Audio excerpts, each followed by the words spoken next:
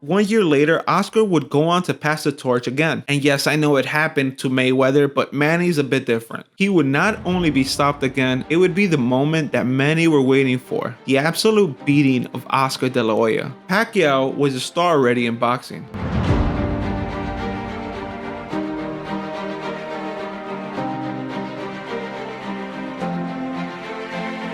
He was absolutely destroying other legendary fighters along his way to the top. By the time they fought, Manny had already fought Eric Morales twice, Marc Antonio Barrera twice, 2 out of 4 fights with Juan Manuel Marquez, and right before the Oscar fight, he had put David Diaz in a coffin. Pacquiao was a sensation in boxing and had beaten some of the biggest names from Mexico. Larry Merchant is credited for coming up with the idea of what many pictured as David versus Goliath. Pacquiao at the time had to go up 2 weight classes, and Oscar had to come down 1 weight class to fight at the welterweight limit of 147 pounds. It was a mismatch through and through. To be honest, I don't know why anyone thought it would end up going any other way. Sure, Pacquiao was not the Pac-Man we know today, but Oscar was a shell of his former self. If the FIFA rating for Hopkins was an 85, then in this fight it would be a 75.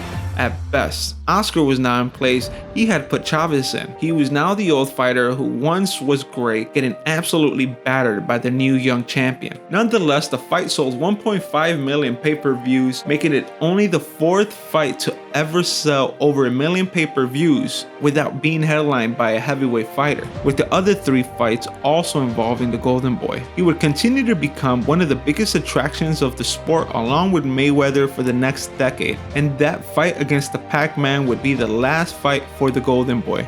In my opinion, he should have retired at the Hopkins fight, but the fight against Floyd meant so much for the sport that even that would be okay. But the what ifs don't exist, and of course, if Oscar lived a clean life as an athlete, he might have even done better. Nonetheless, Oscar's career is one for the ages. He might have not gone down as the best to ever do it, but he cracks the top 20. At best, top 15, but maybe not more.